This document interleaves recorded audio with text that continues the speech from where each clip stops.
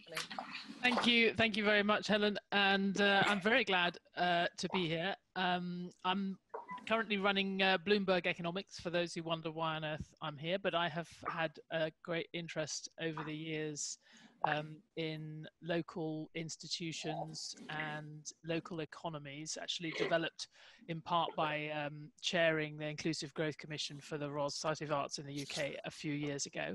I think when we think about community wealth building, or indeed anything in the era of COVID-19, we've all been on a learning curve. I think, speaking as economists, we're certainly learning a lot every day about the different aspect of the world which are being turned upside down by this crisis. But I think we're also relearning what we already knew, which is the importance of social capital and local institutions in confronting threats like this, and areas that have underinvested in those core institutions, and as a result also don't have that body of sort of local confidence and mutual trust, are finding it hard to handle this relative to those where those bonds were stronger and had been built up over the years. And policymakers, in thinking about how to not just get through this, but come out stronger or build something better out of it, clearly do need to take that into account and need to have a sense of place. So very glad that we have two speakers who are up to their necks in this conversation to speak to us today and have a conversation with me, and also respond to your questions later on, Ted Howard and Neil McInroy.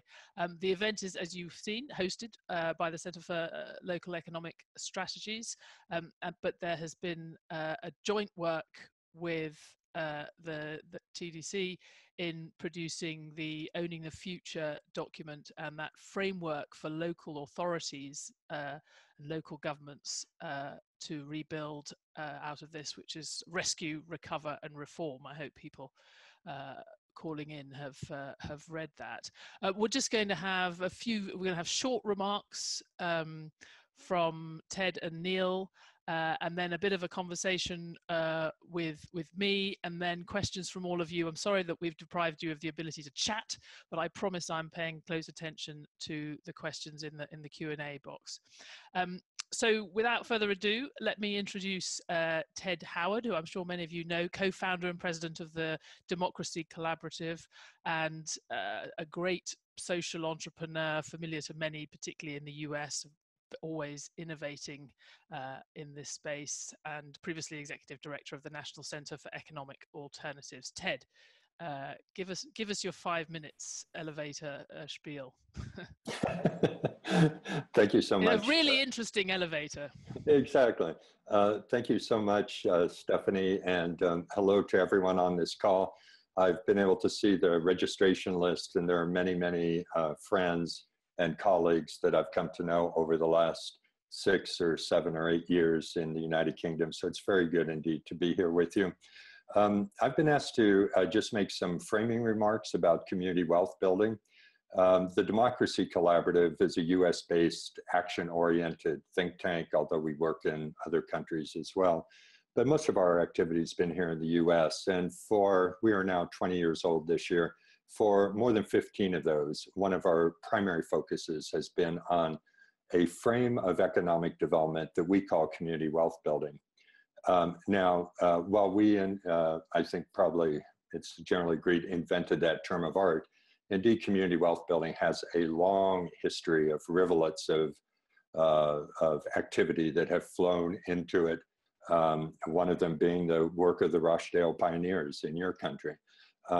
Really, community wealth building was in the United States began primarily in what we call Rust Belt cities, deindustrialized former manufacturing strongholds in the US, whose jobs and businesses have been shipped overseas or to other states in the United States. It was really a response to neoliberal trickle-down economic development, which really argues that if we just grow the entire economy, surely the benefits will trickle down to those most in need. It has nothing to say about who actually owns business, whether businesses in our community are controlled locally or by investors from afar. has nothing to say about what are the quality of jobs. It says if we just grow more jobs, that's going to be great, but not whose jobs are they, what are the benefits, does it have an ownership aspect to it, and so forth. So the community wealth building frame began in that way.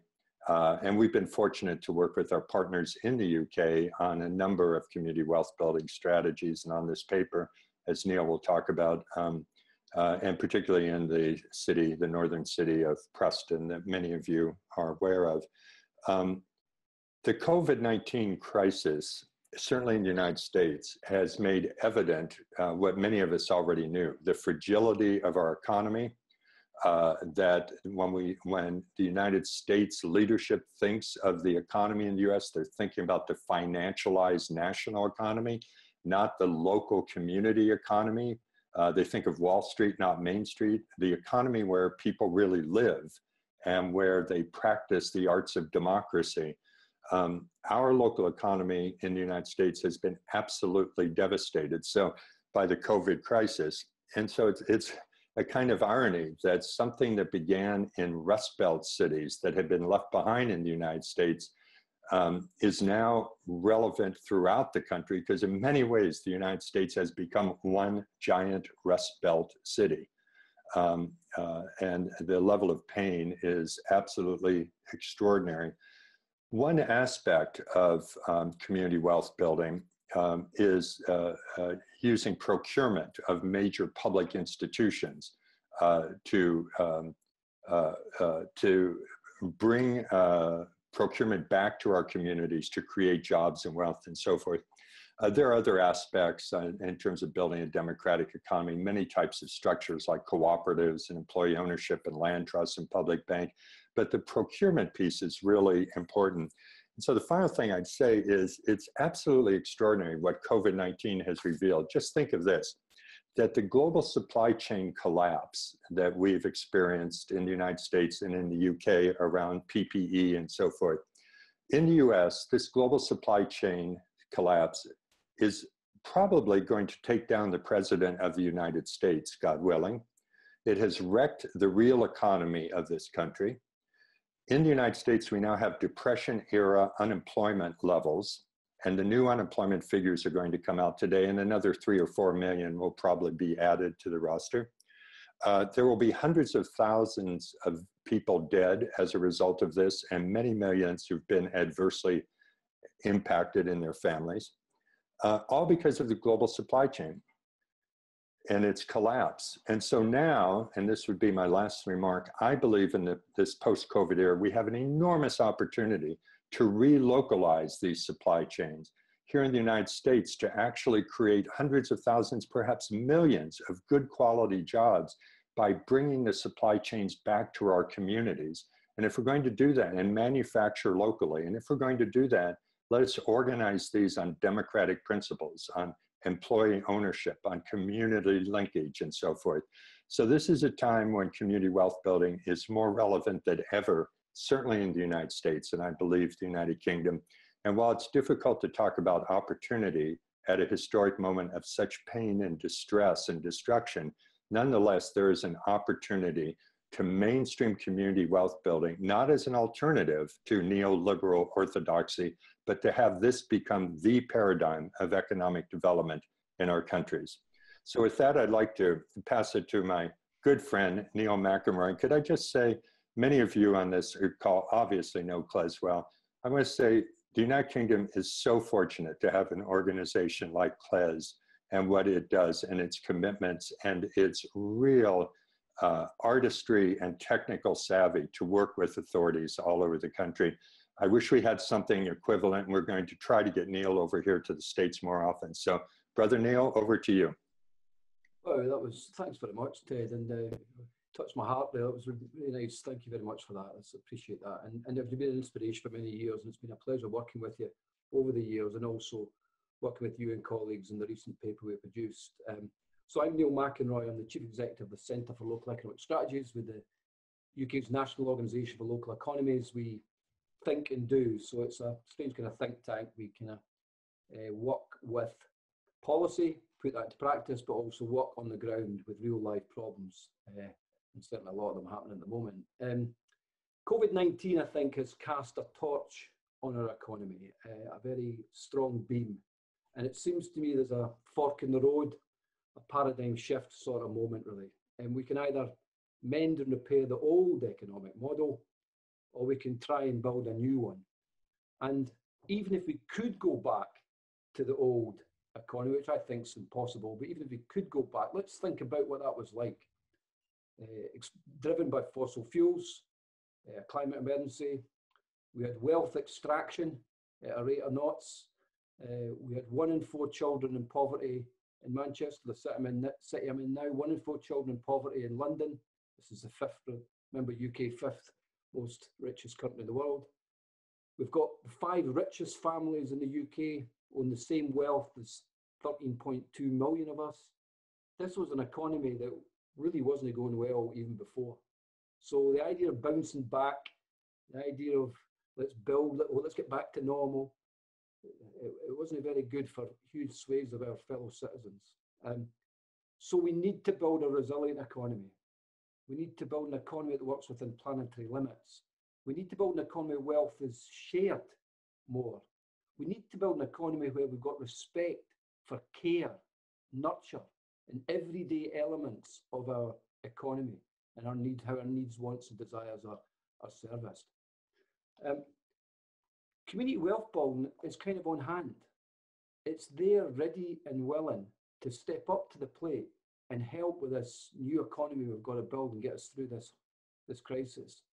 And already, as Ted alluded to, we are working with dozens of localities across the UK, and some of them will be listening today, but just to mention a few in terms of the breadth, from North Ayrshire, where there's a launch of a community wealth building strategy today, North Ayrshire in Scotland, to Brighton, from the Wirral and Merseyside to North of the Tyne. I was speaking with the Metro Mayor of Jamie Driscoll yesterday, from Preston, the famous Preston now, been doing it for 10 years there or more, to London Borough and Newham, and also movements happening through the last year and also ramping up in Wales, Scotland and in Northern Ireland.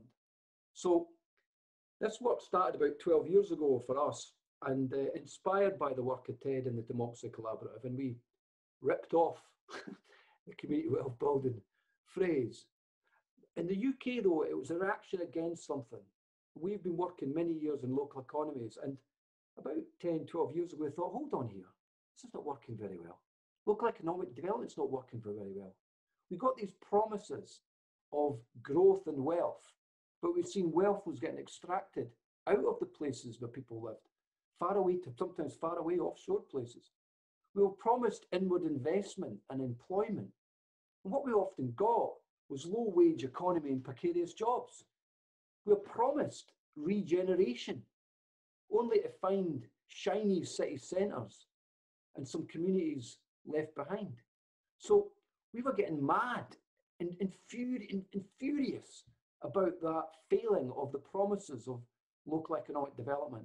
And that's how we embarked upon this community wealth building journey, a reaction against that. It seemed to go deeper. It went right deep into the system of an economy, to reorganize the economy. So we thought about wealth more. Who gets the wealth? Where does it go? How do more people get their hands on it?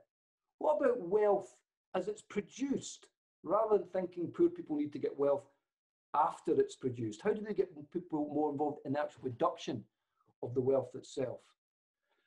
And since then, we've developed processes of thinking through that wealth, and also practical policy that local authorities can develop in terms of working through strategies and action plans. And Ted alluded to it in terms of procurement, land and property assets, think about jobs, new financial architecture and so on. And it's working, and it's working well. I think COVID here, this crisis, a fork in the road, and there's an opportunity for us to let the alternative come into the mainstream. I'm sure Ted would agree, we've kind of been fighting against the mainstream orthodoxies. We've been trying to squeeze in, saying, well, you're doing the mainstream stuff. Let this weird stuff come in a little bit. I think what we now to say is this weird stuff, never was weird, but this focus on the local, the focus on wealth, the focus on communities is the future and should be the mainstream. That's all from me from now. Thank you for listening so far. Neil, let me follow up with you before, and then I want to go back to the US context and Ted's comments. But you and I met when I had just had my consciousness raised in Preston, and you know, clearly there has been a lot that local authorities have been able to do when they've at least taken your advice or sought you out over the last few years. But if you're looking from a sort of outside, thinking about the challenges that local authorities are going to be facing in the next, well, 6 weeks, let alone 6 months, 12 months, 2 years, you know, particularly this unemployment crisis cataclysm, with potentially a big chunk of the lower paid workers who were in, say, hospitality, having, you know, facing a very uncertain future in a more kind of distanced economy, but also the crisis continuing in social care. You know, realistically, when you say we have to, when we rebuild, we have to rebuild something better, not use all the old tools, where is, when you think of the concrete challenges that these local authorities or local institutions are facing, where do you see the greatest opportunity to do that, to change the way, change the model? Is it the retraining of COVID unemployed? We have a question actually from David Randall, South London CBS, relating this to the LEPs, the local economic partnerships are supposed to be writing these local industrial strategies. It feels like a million years ago that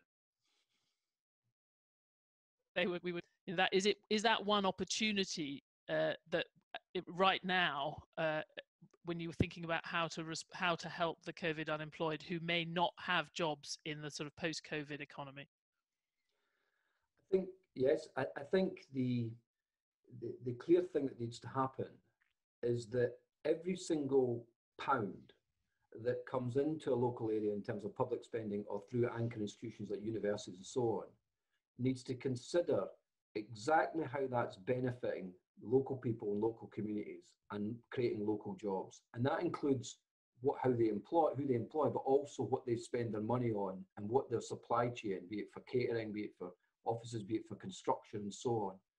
And there will be post-COVID recovery funds of some description put through local enterprise partnerships and so on. I say to those funds, let's not think about using those funds on just hard infrastructure, inward investment sweeteners. Let's think about how it can be used to build the social infrastructure and how it can be used to support the local supply chain and local economic activity. For too long, some of that fund is focused on the big ticket growth, inward investment, big ticket corporations.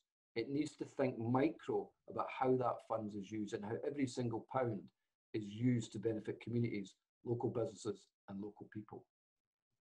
Well, Ted, maybe could segue onto you, because actually there's if we just follow up on this point that you raised about localizing the supply chain, there's actually a lot of questions from people who are positive about it, but also saying that they're internationalist and they don't want it to become protectionism. You know, that's a very common, that's been a common concern about these kind of strategies over the years, but it feels a bit more real now because we have seen quite a lot of nationalism and protectionism, and some of the rhetoric around localizing a supply chain is coming out of sort of Trumpian sources. So, you know, how can you be internationalist and also local?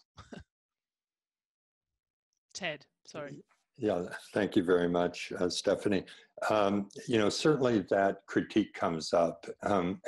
Interestingly, it tends to come up, whether in the United States or UK, from the more kind of conservative and neoliberal and orthodox think tanks who, you know, are sort of operating with abstractions about how the economy works, rather than what is really going on in our communities. You know, the idea that if Preston moves some contracts back into its community, then a community 20 miles away is going to suffer is what you're left with the impression of. And it's far from the truth. Many years ago in the United States, we created, even before the Democracy Collaborative, my co-founder, Gar Alperovitz, who's a noted political economist in the US, created a concept of a public balance sheet to really look at, you know, when you make these kinds of changes, does it really take away from other communities, or is it really reinforcing something locally? And there's a great deal of evidence that these strategies that are underway, whether in Cleveland, Ohio, or Preston, or many other places, are strengthening and reinforcing local economies, but not to the deterrence of others in other communities. You know, the real issue is not should we be international or should we be local, but how do we swing the pendulum back? I mean, we are an international world, but you know, if you have a situation like in the United States where over 90% of all the surgical masks in this country are made in other countries, and we've seen what happened when that took place, the negative impacts is absolutely incredible. You know, purchasing in the United States has been dominated by a philosophy of the only thing that matters is paying the least amount per unit of whatever you're buying. I suspect if we did a calculation now and we looked at all of our hospitals and health systems in the United States, and all the money they've saved in the last 20 years by globalizing their supply chains, and then we looked at just what is the economic destruction on their enterprises that will result this year, probably all of the gains they thought they were saving over the last 20 years are evaporating this year. So in the name of resilience, in the name of environmental rationality, and in the name of the communities where our institutions are rooted, you know, these local authorities are not going to pick up and go to another country. They are there. We need to find this balance of, yes, we live in an international community, but we have got to make a place for community and stop seeing community as simply a place where we extract wealth, but we're investing wealth. I'm interested, again, more on the sort of big picture of where we are now, and then how to situate the community wealth building, how to create an opportunity for that in the current environment. And there is quite a difference in how this is, clearly quite a difference in how this is played out in the US and the UK. And Ted, I would say that the sort of disarray at the federal level, we've obviously seen it has given some voice and some new credibility and appreciation to local leaders, and particularly, I guess, state leaders maybe is a better way. Do you see, has it also been the case, you know, we hear of the governors that have done well or have done less well, and mayors that have also had been much more visible and often have been seen to rise to the challenge. You know, is there an opportunity there that people are appreciating local leadership, or it actually is what you're talking about something rather different? I mean, that the sort of state level is too large for community wealth building.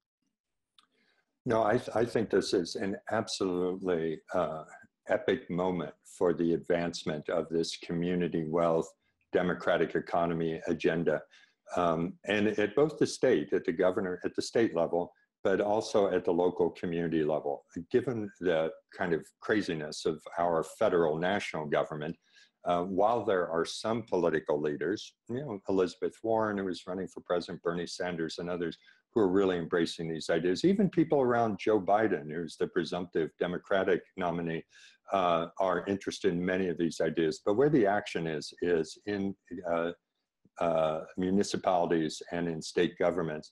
And there we find, first, at the Democracy Collaborative, we have never had the experience, and again, we've been around 20 years, of how local political leaders are coming to us hungry for new ideas, trying to make sense of what's going on, knowing that it's not a question of going back to status quo, because the status quo is evaporated. So something new is going to happen. And we think it's going to go down one of two very clear paths.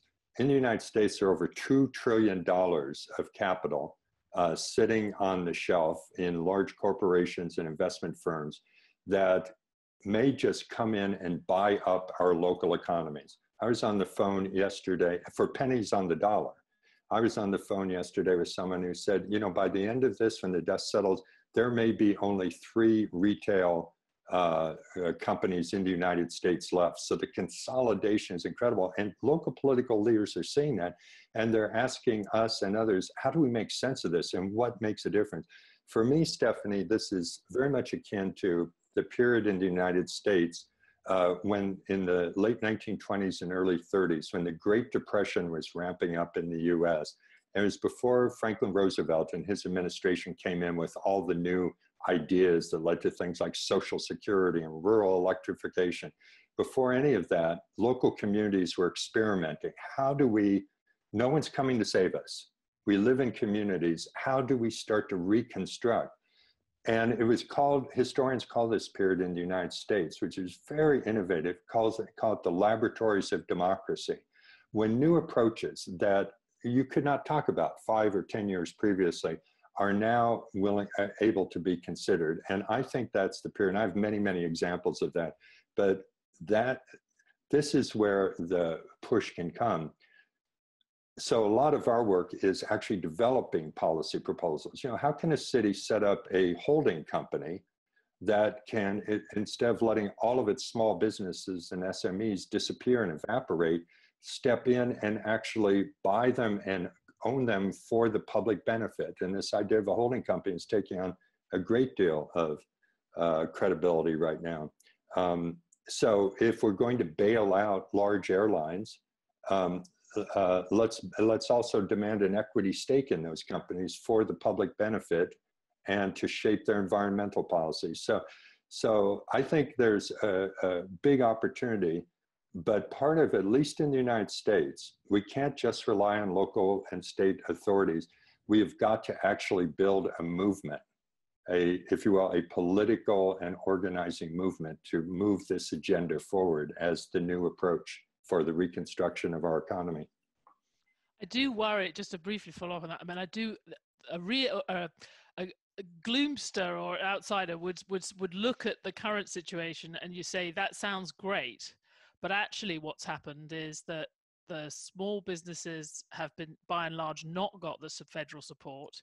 As we know, it's gone largely to the big companies and are going out of business in droves.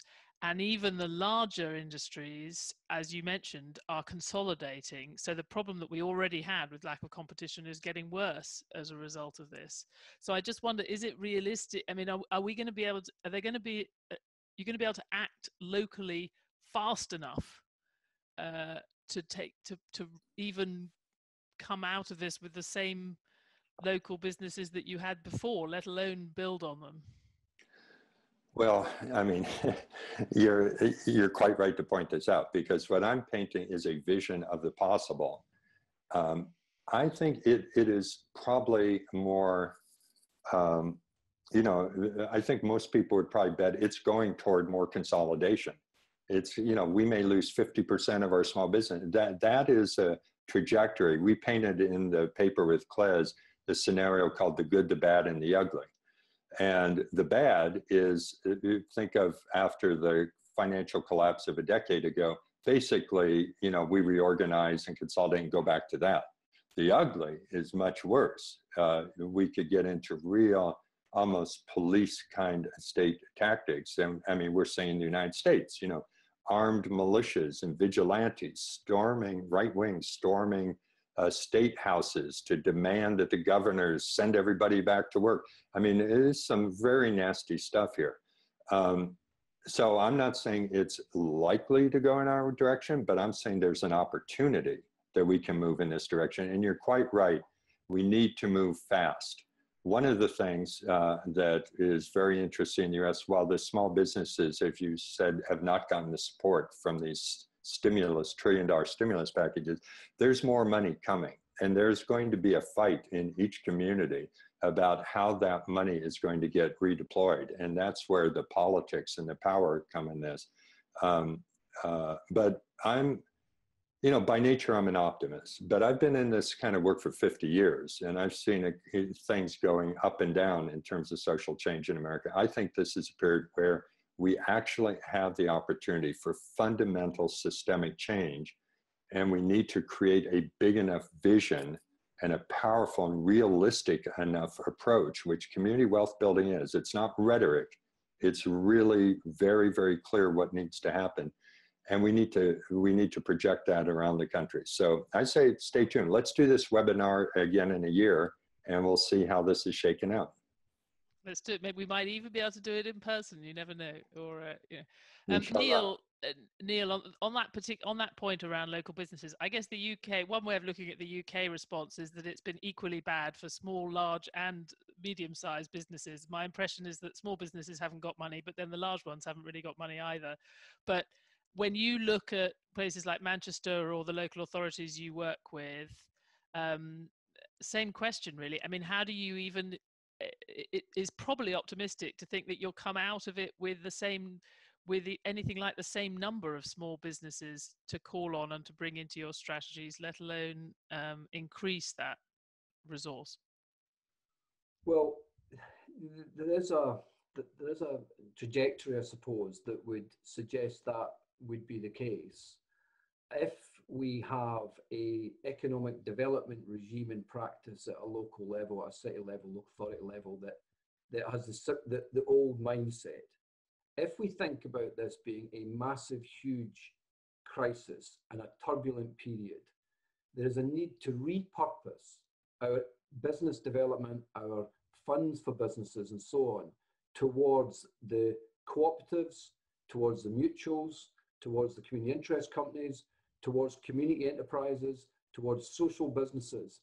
And hitherto in the UK, or England certainly, there's not been a big focus on that that element of ownership and that element of sector in the economy. And I think a massive repurposing of our LEPs, local enterprise partnerships, our business growth hubs, towards those types of entities. We need to have more of those and less of the big corporates and the big corporations. And if you look at what's been happening in the country through the rise of community power, the rise of mutual aid organizations, the people are rising and they're wanting to have more of a stake in what's happening around them. And they are groups of people and organizations ripe to set up new forms of enterprises that operate in terms of the goods and services that we require. I'm not just talking about public services. I'm talking about commercial economic activities in terms of retail, in terms of manufacturing, in terms of all the stuff that we need. And I think there's a prize to be there's a prize to be achieved here.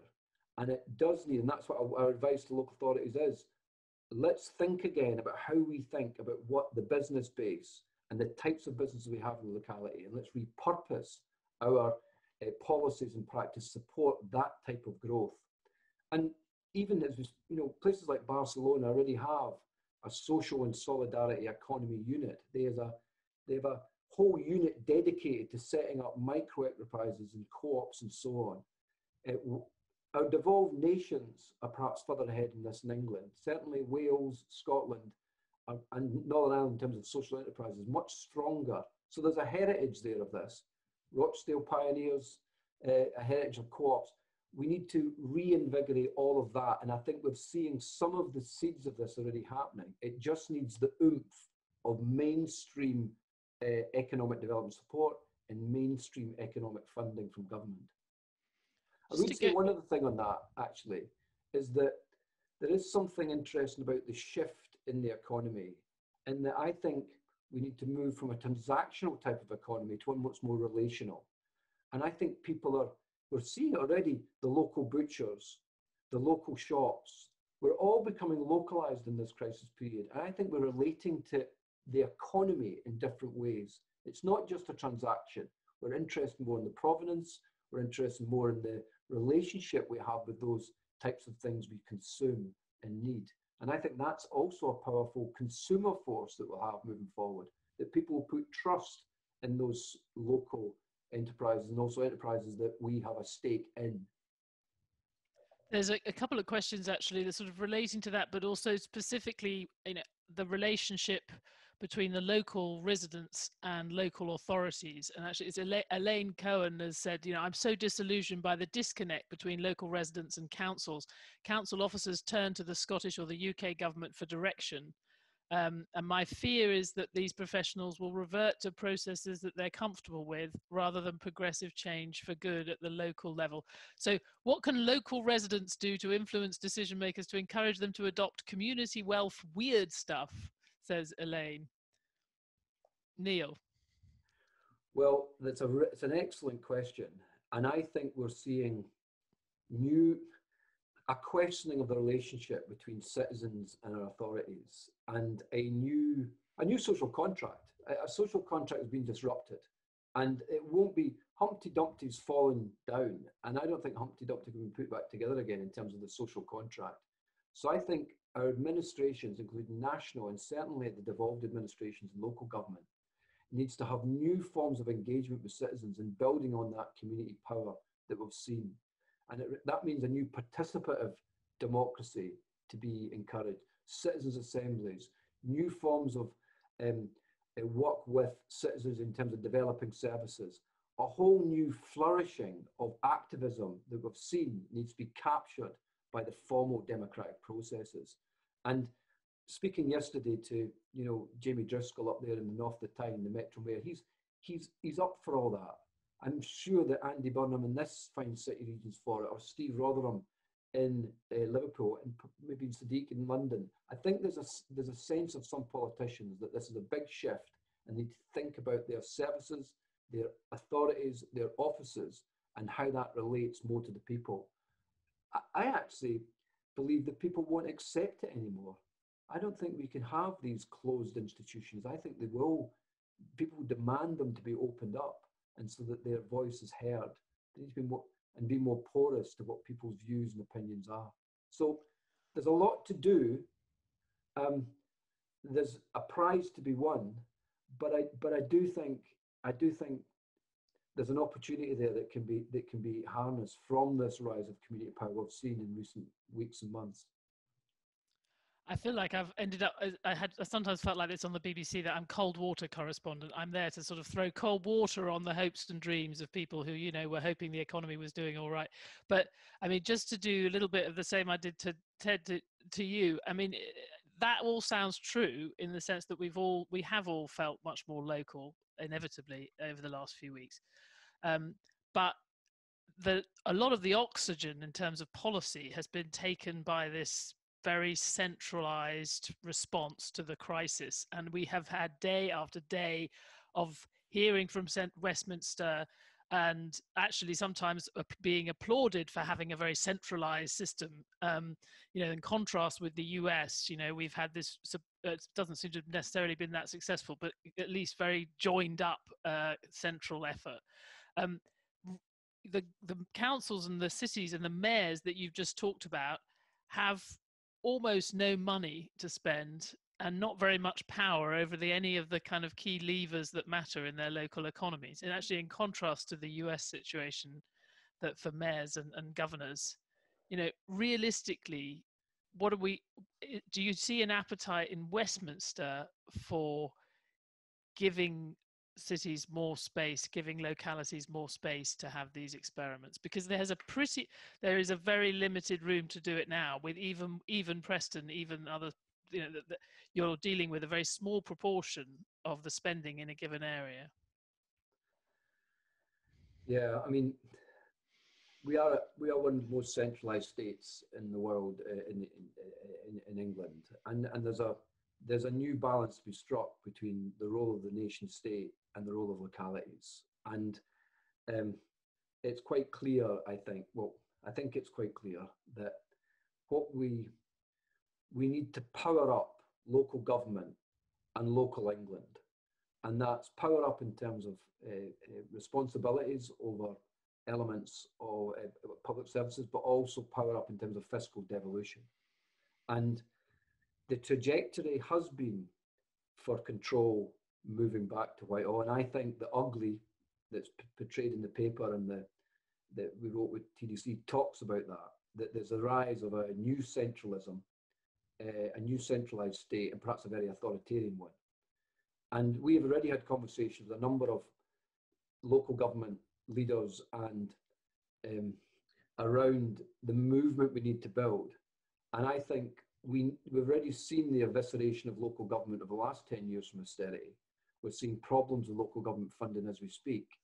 There needs to be the mobilisation of local England politically against any increase in centralisation or retained centralisation at the back end of this. And that combined to community power and community activism should be a heady force. And England needs to wake up and can't be placid in this. It has to, we need local government leaders to shout even louder against Whitehall and its centralising tendencies. And they need to line themselves with citizens who also are fed up to the back teeth with this. We'll have Metro Mayor elections next year for the big city regions. And that is an opportunity for those candidates to work with local citizenry to get a mandate to go to Whitehall and say, I've got a big mandate here to get more power and more resources to finally break the decades long of paternalism that is strewn over England in terms of the relation with the centre state and the local state. And that all might sound like a sort of political battle and so blah, blah, blah. I think it's fundamental to the future of fairness, social justice, dealing with tackling climate emergency, that we have a new relationship between the centre and the local. And it's imperative that we have this because we need to build a different form of economy that is much more intimate and localised and fairer and just and relational. And the only way to do that is to power up our local state and our municipalities. It's interesting that in Wales and Scotland, whilst there is still also tensions there around the devolved nation and the local areas, but by the very nature of those countries, there's more of an intimacy and relationship with their communities because they're smaller. It's England where the much bigger problem is, where we have big concentrations of people within big, huge cities, and really they have very, very few powers and very few resources, and it's dangerous, I think, to continue with that centralisation moving forward.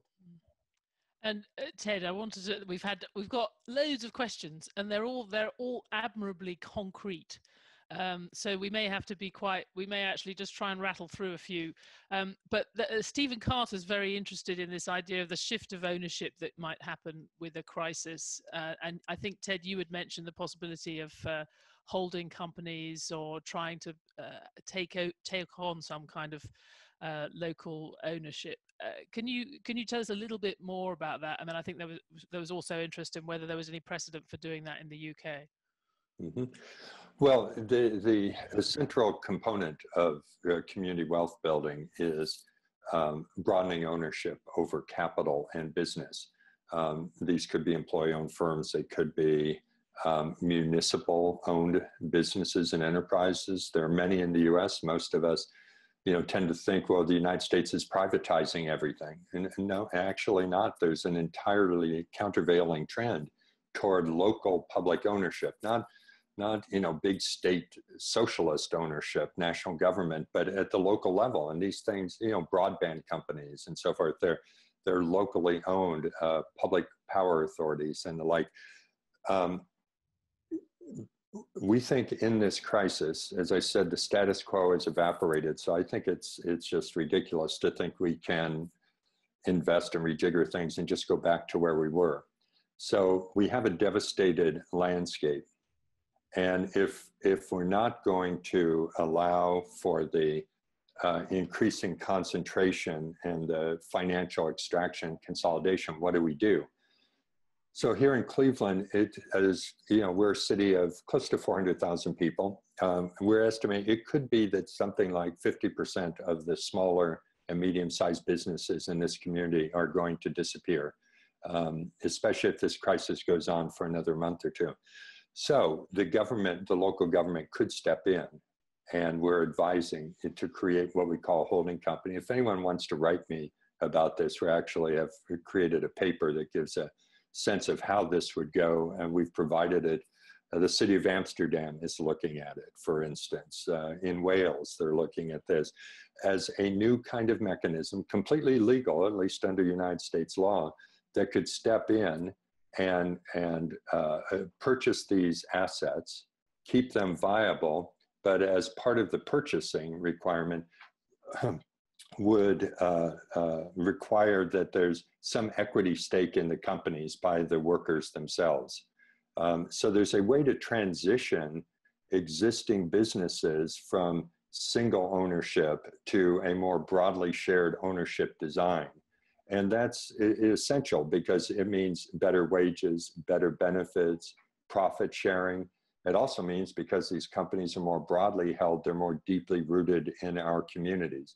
So there are going to be many strategies like that, that again, I think 10 years ago, there had been no appetite for, and now are not being seen as, wild-eyed left, socialist, communist sort of strategies, but very commonsensical as we fight for the life of our communities. And there are many other strategies like that. Public banking in the United States, I know there's a conversation about it in the UK, and there's some efforts to build banks in Preston, down in Bristol and so forth. Public banking, where the state and the city puts its assets and its reserves not into the 5 or 6 large national banks that again are not loyal to the community, but into a locally owned or state-owned bank, and it's capitalized by public reserves and is mandated for local investment into the economy, not speculation on Wall Street. There's predating this COVID crisis, there's been a big movement toward that. There are a couple dozen states that are doing feasibility studies. California has just launched a 10-year pilot project to start local community banks, city banks all over the state, and if that works, to go statewide. So there are many different trends that are moving toward broader ownership strategies, just as a common sense, not an ideological approach, just as a common sense to preserve local economies. And I guess, Neil, I mean, we have a lot of questions. We're going to run out of time, but just to ask you briefly, so about the precedent for the local holding companies in the UK, but also I've now lost it, but there was a great question from someone saying, given that the local authorities have so much egg on their face now from the investments they've done in the support they've done for local shopping centres and other things, why on earth should we trust them to buy up local businesses? Well, yeah, I mean, I think there's a variation in people's trust and relation to the local authorities. I think there's been caught between a rock and a hard place. I think they get blamed for lots of things they've not got power over, and then when they take power, it's kind of like they get blamed. So they kind of rock. The basic issue here, I think, is more power to local authorities, and then more power to the communities in terms of having a say in what happens through a local authority.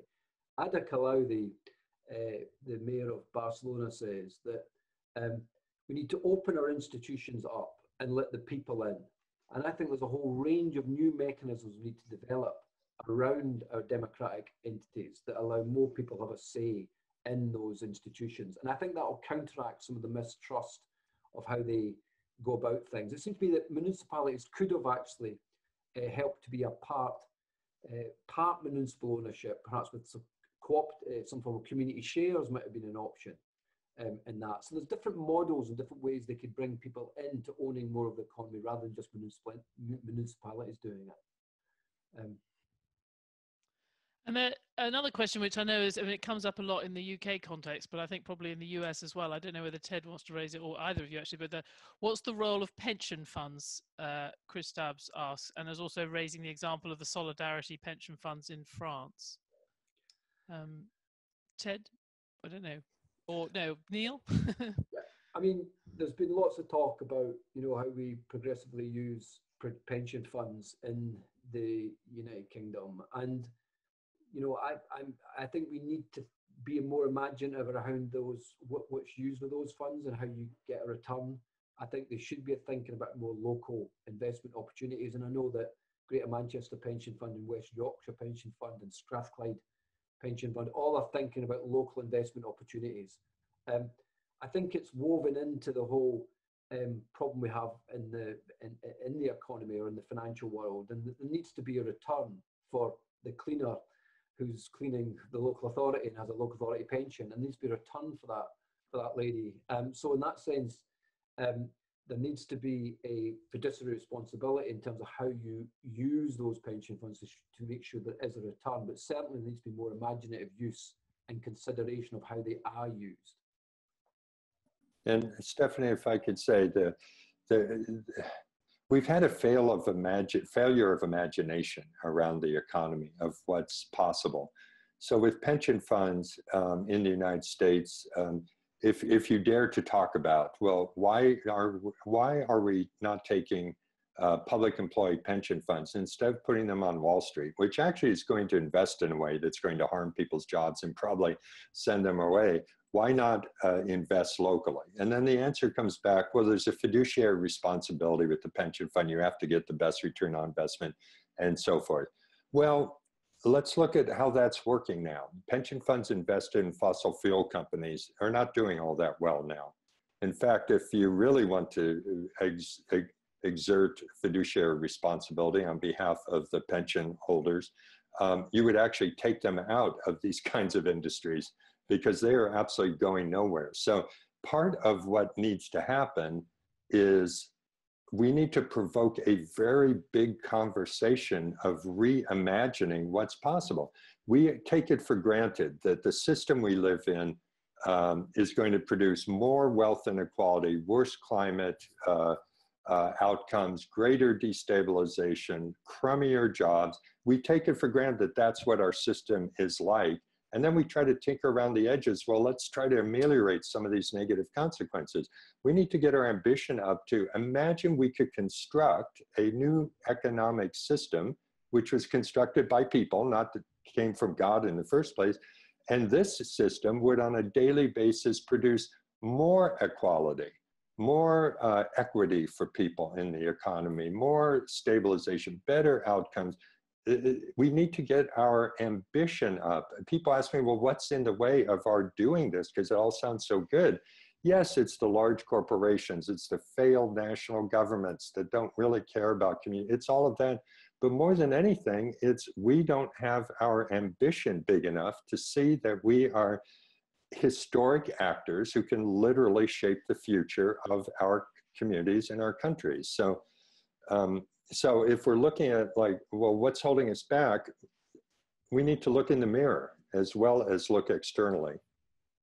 Okay, I've got there's so many good questions and we have like 4 minutes for them, but I'm going to end by asking both of you quite a big one that's come up where by various people. Robert Chapman has raised it, but also there's a few other people, which is this question of does this effort ultimately require a change of collective mission in the sense of that we stop focusing on GDP and have a broader sense of well-being as the goal of society, or the quality of growth rather than merely the quantity? You know, when we say it like that, obviously it always sounds like, well, of course we should be going for well-being. But I think when it comes to sort of practical policies, sometimes it's difficult because a lot of people have said, no, we want to win the argument by saying this will be better, even on economic growth terms. We're going to do better with these policies as long as you've got a broad enough view of who's going to benefit from that growth. So I think there is a tension. I think you can't necessarily ride both horses. But Neil, first, do you think this part of this should be about changing the conversation, as New Zealand has, for example, tried to, about focusing on well-being rather than growth? We need both conversations. We need a conversation that's the collective mission and that big ticket thing, and also we need to show and tell and do things at an experimental level, and they come together. And I think that's where we are in the theory of change. We're at a positioning in the change model where we need to both argue and make the big case, and also start to do the stuff at the micro level too, and make sure it works. And we're seeing it in these islands. And we're seeing it in Wales has the Future Generations and Wellbeing Act. based on the Sustainable Development Goals. Each locality in Wales has 47 wellbeing indicators, and that is increasingly the means by which Wales is driving its collective mission of that nation, as well as having what we're doing in Wales, a whole range of experimentation around the everyday economy, the foundational economy, and on community wealth building. And that's coming together, if you like. So I think we need both for it to be successful. The problem we have in England at the moment, I would say, is there is no serious collective mission around a reorganisation of how we think what we are as a country and what we should be measuring ourselves. I know Lord Bird, for instance, the Future Generations Act for England, he's putting through he's arguing for in the House of Lords. Those sorts of things are really important. David Cameron even talked about happiness at some point.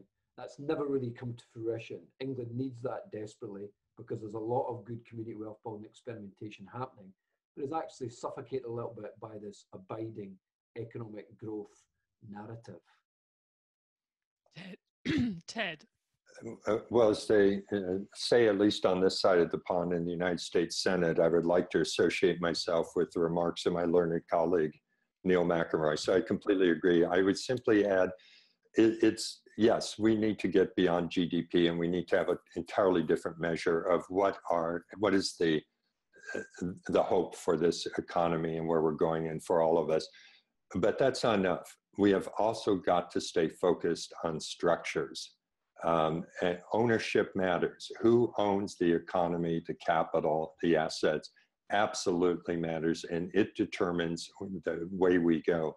So yes, let us have a new vision of what is possible, but let us also attend to the very clear structural changes that are absolutely going to be needed in order to bring about democratic economy. And I would argue ownership is an absolute essential to be able to achieve what the questioner was suggesting. Well, thank you to both of you. I think we're pretty much out of time now. I mean, I certainly feel it's been a great way to spend an hour, where almost daring to dream, or at least daring to look at what could happen, and think of a vision of change that could come out of what's happened. I guess none of us should forget, though, that we have to also be deeply practical and urgent, as we were talking about when we think about trying to save some of these local institutions, not to mention communities, in the face of what they're going through right now. But thank you to both of you for allowing us a few moments to look up, as well as to look around at all of the catastrophe around. But Neil and Ted, thank you. And thanks to everyone for their really good questions, which I encourage everyone to take a look at. There's also information that people have offered, sending in thoughts and suggestions of things to read. So thank you for all of you. And thanks to CLES.